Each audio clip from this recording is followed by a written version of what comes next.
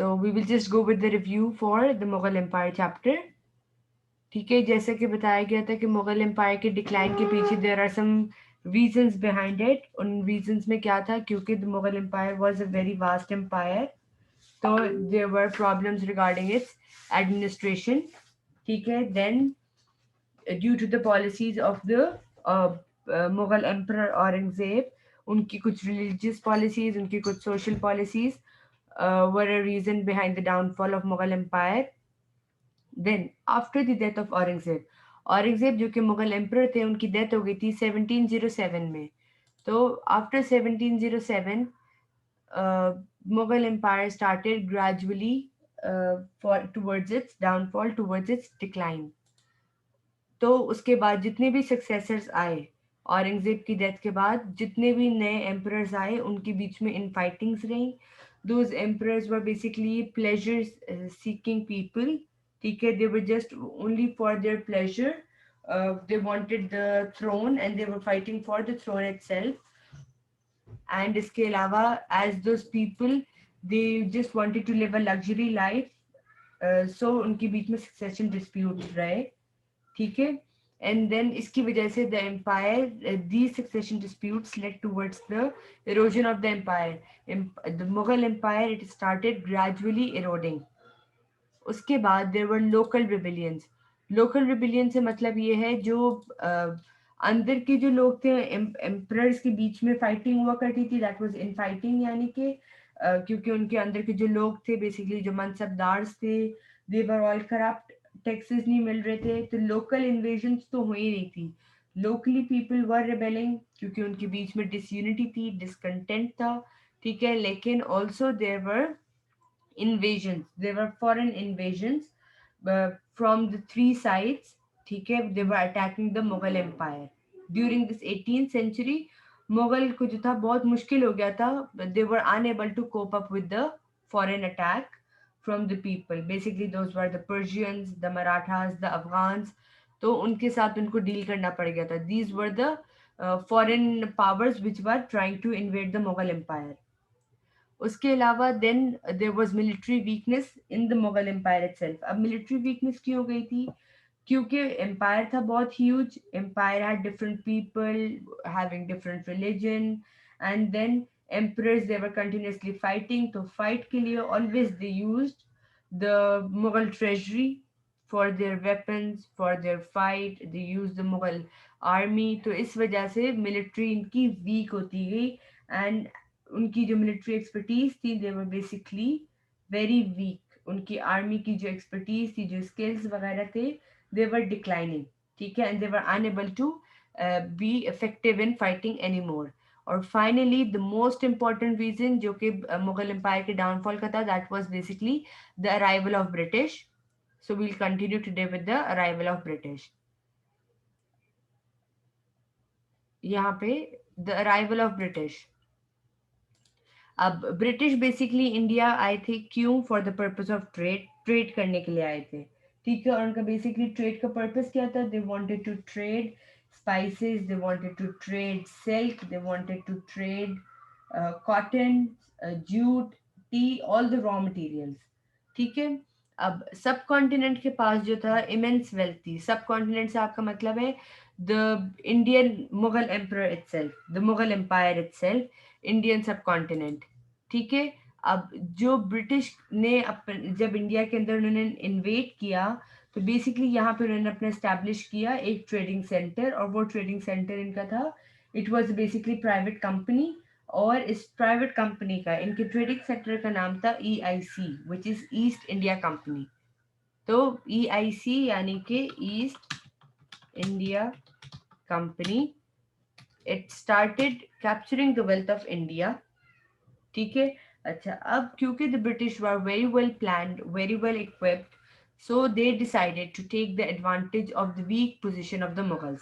जब वो इंडिया के अंदर एंटर हो गए, पहले तो ब्रिटिश मर्चेंट्स जितने भी थे, दे वर वर्किंग ऑन, लेकिन जब बाद में उन्होंने देखा कि Mughal empire is already weak, Mughal empire की वीकनेसेस बहुत ज़्यादा हैं, तो ब्रिटिश ने अपनी स्ट्रेंथ को इस्तेमाल करते हुए, अपनी ताकत को इस्तेमाल करते हुए, they took over the Mughal empire, यानी they took over the India.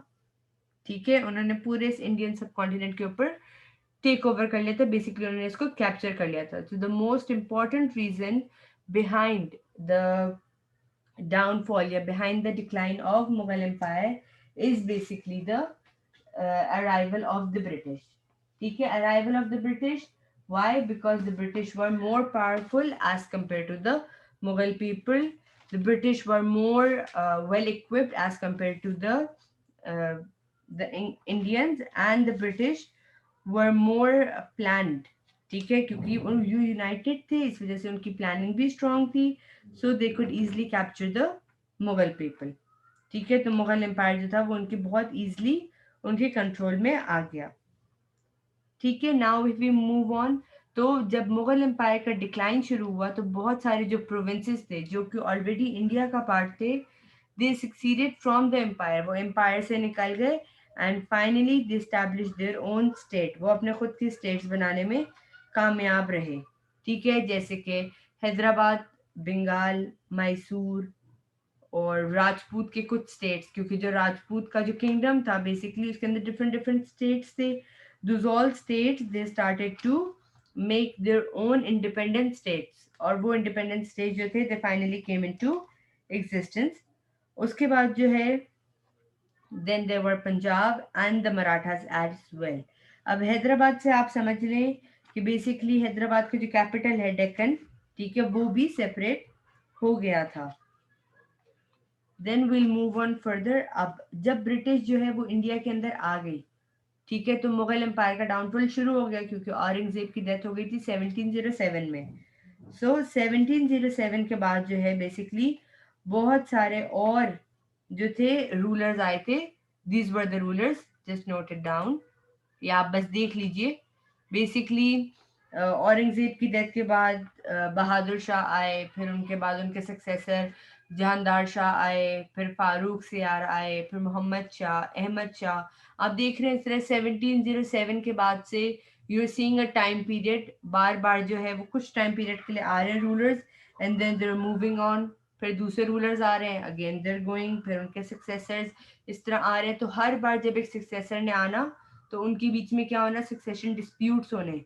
ठीक है, सक्सेशन डिस्प्यूट्स के लिए बेसिकली इनके बीच में जब फाइट होनी थ्रोन को टेक ओवर करने के लिए, यहाँ पे मुगल ट्रेजरी जो थी वो बेसिकली बैंकरप्ट हो रही थी. फिर if you move on, Ahmad Shah के बाद आलमगीर टू आए, फिर शाह आलम टू आए, फिर अकबर टू आए. और अकबर टू के पास जो कि लास्ट बादशाह थे मुगल एम्पायर के, that was Bahadur Shah two, जो कि 1857 में हट गए थे. ठीक है, 1857 was the last time, क्योंकि 1857 के अंदर you will further study the war of independence. ठीक है, इसी टाइम पे 1857 के अंदर वॉर ऑफ इंडिपेंडेंस हुई थी. तो यहाँ तक ये जितने भी रूलर्स आ रहे हैं they are coming and then they are going. ठीक है, उनका जो रूल था it continued and then it left. तो if we come back to our lecture, ठीक है, तो आप अगर यहाँ पे सी आई का पैटर्न में सवाल आए तो basically you can get some questions के how far was Aurangzeb responsible for the decline of Mughal empire. Mughal empire का डिक्लाइन हुआ तो how far was Aurangzeb responsible. तो basically you need to tell कि औरंगजेब ने जो पॉलिसीज इंट्रोड्यूस कराई थी उसका क्या इम्पैक्ट पड़ा था मुगल एम्पायर की स्टेबिलिटी के ऊपर. तो क्या इम्पैक्ट हुआ था इसकी स्टेबिलिटी के ऊपर. बेसिकली जब मुगल एम्पायर औरंगजेब के रूल के अंडर था उस टाइम पे औरंगजेब ने डिस्क्रिमिनेशन करना शुरू कर दी थी. डिस्क्रिमिनेशन क्या थी, basically between the Muslims and the other religion, क्योंकि he tried to destroy the other religion. कैसे? By destroying their temples. ठीक है, बाय नॉट लेटिंग देम जो है entered in schools in madrasa. उसके बाद he put discriminatory toll fare for the Hindus, बाद में उसने मुस्लिम को एग्जेम्प्ट कर दिया. तो due to these discriminatory policies, ठीक है, मुगल एम्पायर की डिक्लाइन शुरू हुई थी, क्योंकि ही वाज द वन ही सोड the seed basically for the decline. ठीक है, फिर आपको ये बताना होगा उसके बाद जितने भी सक्सेसर्स आए वो कितने इफेक्टिव रहे, कितनी उनकी इनइफेक्टिवनेस रही. उसके बाद फिर एम्पायर को कंट्रोल करने में बड़ी प्रॉब्लम रही. There were administrative issues because the empire was quite huge, it was quite vast. It जो है it spread from Afghanistan till Assam and then from Kashmir till Mysore. ठीक है. उसके बाद यू नीड टू टेल कि देवर लोकल रिबेलियंस जो कि जो फोर्सेस थी देवर अटैकिंग इट, जैसे कि the rise of Marathas and the Sikh empires. ठीक है. These were all the internal reasons for the decline of Mughal empire. Then you need to tell the external reasons. External reasons क्या थे? You need to tell about the foreign invasion from Persia, Afghanistan. Then you need to tell the East India involvement जो कि British के अंदर हुई. Then we need to tell regarding the British relation with the later Mughal rules जो अभी हम आगे पढ़ेंगे. और ब्रिटिश की एक्सपेंशन पॉलिसीज बतानी होंगी जो उन्होंने 750 से लेके 1850 तक उन्होंने करना शुरू की थी. क्योंकि 1707 में if we move on further, 1707 में औरंगजेब died. ठीक है. Then 1750 British entered the Mughal Empire, या British captured, entered India and captured the Mughal Empire. ठीक है. उसके बाद British continued to expand itself in the Indian subcontinent basically. ठीक है. So we'll start off with this one. ये question आप note कर लीजिए. I'll just write it down.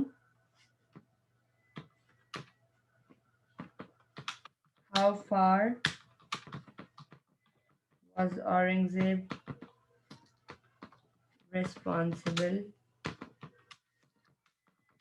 for the decline of Mughal Empire? ठीक है. इसके अंदर basically you need to tell the internal reasons as well as you need to tell the external reasons. If you come toward internal reasons, so basically you need to tell the impact of Aurangzeb policies. Then you need to tell the effectiveness of the successor as the ruler. जब वो Mughal empire को rule कर रहे थे. Then you need to tell the problems related to controlling of the empire. And then you need to tell the rise of Marathas and Sikh empires. ये basically ये वाला जो point है, this is local rebellions within India itself. ठीक है. Then if you come towards the external reasons, तो basically in external reasons में आप बताएंगे foreign invasions from Persia and Afghanistan. Then you're gonna tell reasons for EIC involvement in subcontinent. ये हम इंशाल्लाह भी करेंगे, आज ही करेंगे. Then British relation with the later Mughal rulers. यानी later Mughal rulers का मतलब है after death of औरंगजेब के बाद जितने भी रूलर आए तो उनके साथ ब्रिटिश का रिलेशन क्या था. And then you're gonna see British expansion, which is from 1750 till 1850s.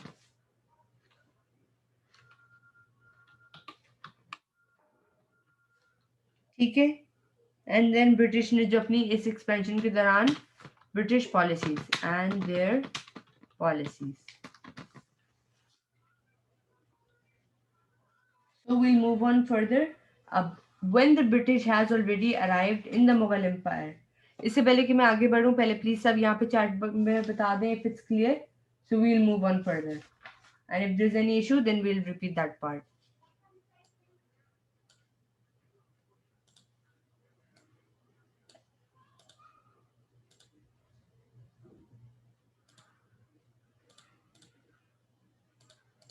ठीक है. We'll move on further. Then I have an exam style question for you.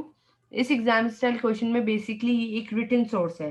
यानी जिस तरह से मैंने आपको बताया था कि सीआई के एग्जामिनेशन के अंदर पार्ट ए के ऊपर आपके पास एक टेक्स्ट आता है, उस टेक्स्ट से आप बेसिकली जो है आप उस सोर्स को पढ़ते हुए you find out reasons behind this reason why this source is given, क्योंकि उसका जो क्वेश्चन का जो आंसर होता है it's related to the source basically. तो if you look at this question,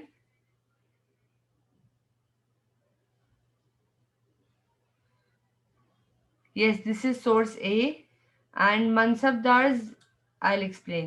Just a second. After this source, I'll just explain who are Mansabdars. So if you look at this exam style question, जैसे कि आप ये source देख रहे हैं, all the surplus produce of a fertile land under a most bounteous providence was swept into the coffers of the Mughal nobility and pampered them in a degree of luxury not dreamt of even by kings of Persia or Central Asia. Hence, in the houses of the Delhi nobility, luxury was carried to an excess. The harems of them, many of them, were filled with an immense number of women of an infinitive variety of races, intellect, and character. From the writing of Sir Jadunath Sarkar and early 20th century Bengali historian. ठीक है, ये आपको पता चल गई. ये जो source आपके पास ऊपर आए हुई है, दिस इज द सोर्स. ये जो आपके पास सोर्स आया हुआ है, basically this is written by Sir Jadunath Sarkar. ठीक है, अब अगर इस सोर्स के मुताबिक आप देखें तो what were the weaknesses of the Mughal empire. तो if you look at this source, पहले नाउ क्योंकि ये source basically it's a 3 mark question, तो if you look into this 3 marks question, basically you need to find out 3 reasons, 3 points आपको मिलेंगे. ठीक है, तो if you look over here तो आप यहाँ देखेंगे कि यहाँ बताया गया है कि फर्टाइल लैंड्स जितना भी अमाउंट, जितनी भी इनके पास अमाउंट आती थी, जो भी इनके पास प्रोड्यूस होता था, that was in surplus.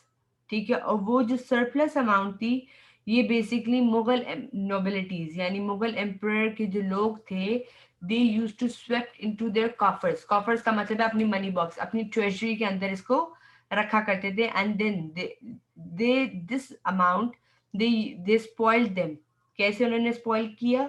In a degree of luxury. ठीक है, उन्होंने अपनी लग्जरी लाइफ गुजारने के लिए, अपनी प्लेजर लाइफ गुजारने के लिए, जस्ट रिलैक्स लाइफ गुजारने के लिए, they used all the Mughal treasury जो कि उनको मिला करती थी from a produce of fertile land. ठीक है, so this is the first reason of the Mughal empire. Weaknesses में जो उनकी रीजन थे बेसिकली कि they were pleasure seeking, and so the Mughal treasury जो है it was being bankrupt because the people, the the Mughals, basically the nobles of the Mughal empire, they were using that amount, they were using the amount which was kept in the Mughal treasury for their own purpose, to live their luxury life. ठीक है, which was not even dreamed by the kings of Persia या central Asia. उन्होंने ऐसा सोचा भी नहीं होगा, लेकिन Mughal people were doing that. Then if you come to the next point, आगे लिखा है in the houses of Delhi nobility. What do you mean by in the houses of Delhi nobility? इसका मतलब ये है कि बेसिकली इंडिया का कैपिटल दिल्ली, तो दिल्ली के अंदर दिल्ली के जो नोबल्स हैं बेसिकली, वहां पर ये लग्जरी जो थी, उनकी प्लेजर सीकिंग जो थी, it was going towards an excess, हद तक गुजर गई. ठीक है, यानी there was no control over them. सब के सब they were just looking for their pleasure. तो इस वजह से क्या हो गया, मुगल एम्पायर पे हो गया weak control. And if you look towards the third point, तो you will see the harems of many of them were filled with an immense number of women. Harem का मतलब है यानी इनके जो घर थे, इनके जो हाउसेस थे इन मुगल नोबल्स के, उनमें बेतहाशा इमेंस नंबर ऑफ वुमेन थी. ठीक है, of infinite variety of races, different religion, different culture, different intellectual habit, intellectual thinking, and different character. ठीक है, इससे what points you can say? Due to this pleasure seeking, there was a weak control in the Mughal Empire, so they could not govern the Mughal emperors, they could not govern the huge empire, which led towards administrative weaknesses of the Mughal Empire. And these were basically the reasons behind the downfall of Mughal Empire. ठीक है, I hope ये source का सवाल आपको अब solve करना it's quite easy and you have just got this point. अगर ये क्लियर हो गया तो just mention in the text box, so we can move on toward the question, who are mansabdars.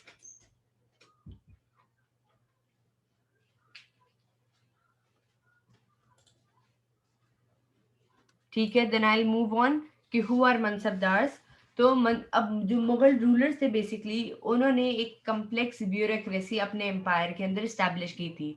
Complex bureaucracy का मतलब है कि उन्होंने जो अपनी कंपनी मुगल एम्पायर ने अपना जो पूरा सिविल सर्विस था, जो पूरी अपनी गवर्नमेंट थी, अपनी जो अथॉरिटी थी अपने एम्पायर में रखी हुई थी, ठीक है, जिसके अंदर जितनी भी इमेंस वेल्थ थी मुगल ट्रेजरी की, वो बेसिकली वाइड स्प्रेड गवर्नमेंट इस्तेमाल कर रही थी। ठीक है, अब उस गवर्नमेंट के अंदर दोनों लोग थे, हिंदू राजाज भी थे, मुस्लिम सुल्तान भी थे।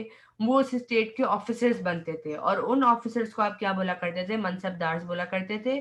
ठीक है, अब इन मनसबदारों को जब औरंगजेब का रूल आया तो ही स्टार्टेड दिस मनसबदारी सिस्टम।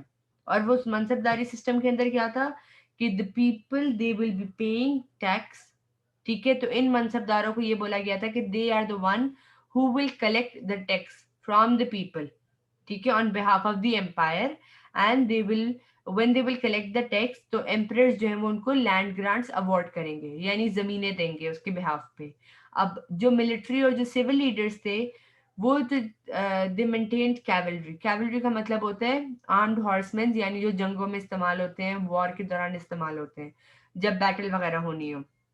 अब वो लोग तो टैक्स कलेक्ट किया करते थे एम्पायर के बिहाफ पे। तो इस बिहाफ पे उनको जो था लैंड्स के राइट, पेमेंट और स्टेटस इनको मिल जाया करती थी। लेकिन लेटर ऑन ये मनसबदार हो गए थे करप्ट, ठीक है, and they were not paying the proper taxes. तो बेसिकली मनसबदार जो थे वो वीक थे as compare to the power of the emperor. इस जुमले से क्या मतलब है कि क्योंकि जो मनसबदारी जो सिस्टम चला आ रहा था ये बेसिकली चला आ रहा था यूरोपियंस की तरफ से। ठीक है, क्योंकि यूरोपियन में जो नोबल्स हुआ करते थे उनको कहा गया था कि they have to collect the taxes. ठीक है, अब मुगल एम्पायर के अंदर भी मुगल रूलर्स ने यही रूल फॉलो किया कि दे अपॉइंटेड नोबल्स जो कि टैक्स कलेक्ट करेंगे। लेकिन यूरोपियंस में और यहाँ पे सिर्फ इतना सा फर्क था कि यूरोपियंस को सिर्फ टैक्स कलेक्ट करने की परमिशन दी गई थी, दे वर नॉट गिवन लैंड्स, उनको लैंड्स ग्रांट नहीं किए जाते थे, जबकि यहाँ पे एम्परर्स उनको ग्रांट करते थे। ठीक है, तो जब एम्परर्स ने उनकी ग्रांटिंग को रोका सो दे बिकेम करप्ट और वो टैक्सेस नहीं दिया करते थे। तो यहाँ पे जो मनसबदार की जो comparatively if you look at the power of the emperor, क्योंकि एम्परर इज हायर, तो emperor is the one who will award them something. ठीक है, तो mansabdar were weak people as compare to the emperor of the Mughal empire. ठीक है, I hope this mansabdar is also clear. अगर clear है तो प्लीज चैट में बता दें। So we'll move on towards EIC, the east India company, जो कि हमारा आज का टॉपिक है बेसिकली। ठीक है, अब East India company is EIC।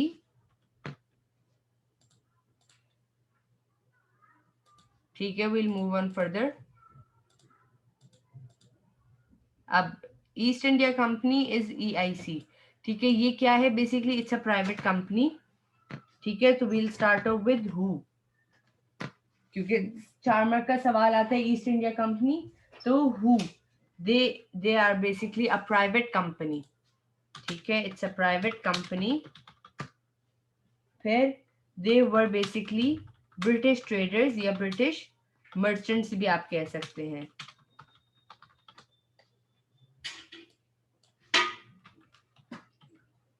इसके बाद ये जो थे रन करते थे कौन? जो प्राइवेट ग्रुप थे ब्रिटिश के, private group of British merchants, वो उसको रन किया करते थे। तो it was run by private group of British merchants. इसके बाद इनको जो थी ऑलरेडी परमिशन मिली हुई थी क्वीन एलिजाबेथ वन की तरफ से। तो basically they were chartered. Chartered का मतलब होता है परमिशन ग्रांटेड। तो basically they were granted permission by Queen Elizabeth one in 1600। ठीक है, अच्छा, अब जो है, अब ये East India company if you look forward, तो अब ये कब कब हुई ये ईस्ट इंडिया कंपनी स्टैब्लिश? तो विल मूव ऑन अगेन।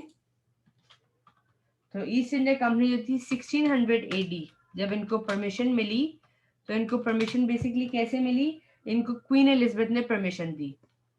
तो they got permission by Queen Elizabeth I. उसके बाद in 1608 AD, ठीक है, the first British ship landed at Surat, which is basically in Gujarat. फिर in 1612 AD they got permission from Prince Khurram. ठीक है, ये कौन थे बेसिकली प्रिंस खुर्रम? ये गुजरात के गवर्नर थे. तो गवर्नर ऑफ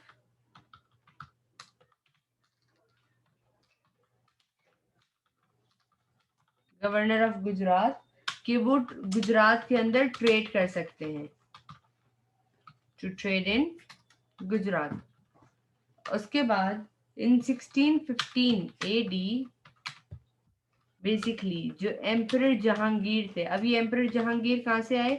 मुगल एम्पायर के एम्परर. ठीक है, ही allowed EIC to trade in India, all over India, trade in India and all over India. So you can just write to trade all over India. ठीक है, इसके बाद if you look further, तो where, अब ये East India company कहाँ से आई, कैसे आई? तो we'll move on. अब इनको जो थी बेसिकली ट्रेड मोनोपोली दी गई थी to start in east of Africa. ठीक है, ब्रिटेन और ईस्ट ऑफ अफ्रीका के बीच में जो एरिया है वहां पे इनको ट्रेड मोनोपोली दी गई थी. तो EIC was given trade monopoly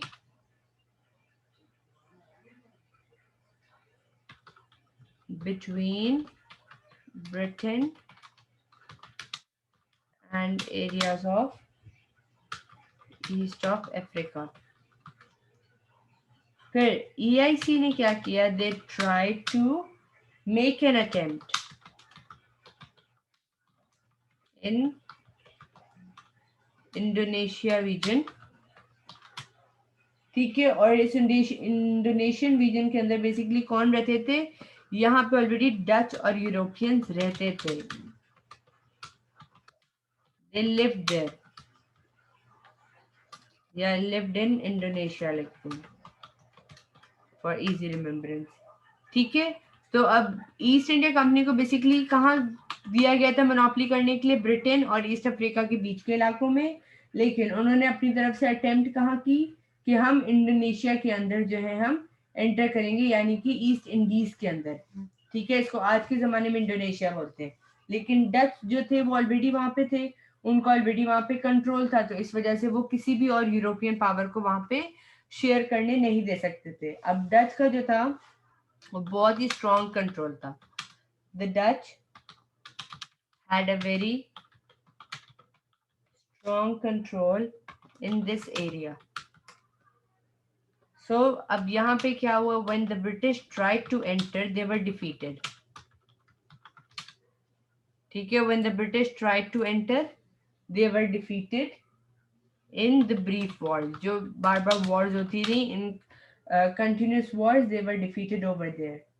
ठीक है, विद द डच जो वॉर्स होती रही, they were defeated in those wars. उसके बाद they had to return back in England.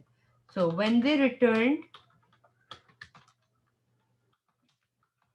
To England, EIC now tried their luck. अब उन्होंने कोशिश की to try their luck in Indian subcontinent. ठीक है, और यहाँ पे इनको चांस मिल गया. ठीक है, उनकी पहली शिप यहाँ पे जो मैंने आपको ऊपर लिखवाया था, it landed in Surat in Gujarat, वो हो गई. ठीक है, तो on their return to England, East India company tried their luck in Indian subcontinent, and so their first ship landed at Surat in Gujarat. ठीक है, तो उनकी यहाँ पे शिप जो थी वो लैंड हो गई थी. अब ये ईस्ट इंडिया कंपनी बेसिकली क्यों आई थी सब continent? If you look at this part, तो ईस्ट इंडिया कंपनी बेसिकली सब कॉन्टिनेंट इस वजह से आई थी, वाई की तरफ अगर आप देखें, ठीक है, क्यों आई थी ईस्ट इंडिया सब कॉन्टिनेंट? ईस्ट इंडिया सब कॉन्टिनेंट करने क्या आई थी? बेसिकली यहाँ पे करने आई थी टू कंडक्ट ट्रेड, ट्रेड की नीयत से आई थी, ठीक है। अच्छा, दूसरी बात क्यों आए थे? क्योंकि they were attracted by the immense wealth of Indians. अब वो इमेंस वेल्थ क्या थी इंडियंस की? Basically the wealth of Mughal treasury, ठीक है, immense wealth of India. Then they also showed कि we came to protect India, ठीक है, दे ऑल्सो शोड कि we came to protect India. क्यों? क्योंकि दे वर लाइक के डच, जो बाकी जो दूसरे यूरोपियंस है उनके मुकाबले we can try to help India, ठीक है। उसके बाद जो था, इंडिया जो थी वो इनकी एक अल्टरनेट डेस्टिनेशन थी। क्यों थी इंडिया इनकी एक अल्टरनेट डेस्टिनेशन? इस वजह से क्योंकि जब ब्रिटिश पहले आगे बढ़े ईस्ट इंडीज की तरफ से मॉडर्न इंडोनेशिया की तरफ, तो वहां पे जो थे वो हार गए डच से वॉर्स। तो जब वो डच से वॉर हार गए, so they had to return back to India. और फिर there was weak political and administrative control in the India itself, क्योंकि Mughal Empire was declining and basically they came in India. East India Company Indian subcontinent में इस वजह से आई because they wanted to compete with the Europeans, ठीक है। आज की हम अपनी क्लास यहीं तक रखेंगे, अगर किसी को कुछ डाउट है तो पूछ लें।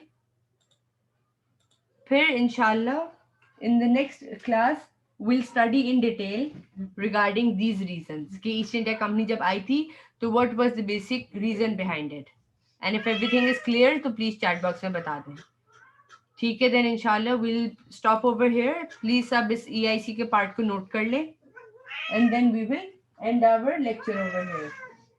I'm just giving 2 seconds, इस पार्ट को भी नोट कर लें और इसके ऊपर वाले पार्ट को भी नोट कर लें यहाँ से ईस्ट इंडिया कंपनी से, ठीक है। अच्छा जी, अपना बहुत सारा ख्याल रखिएगा and I'm ending the session. Allah Hafiz.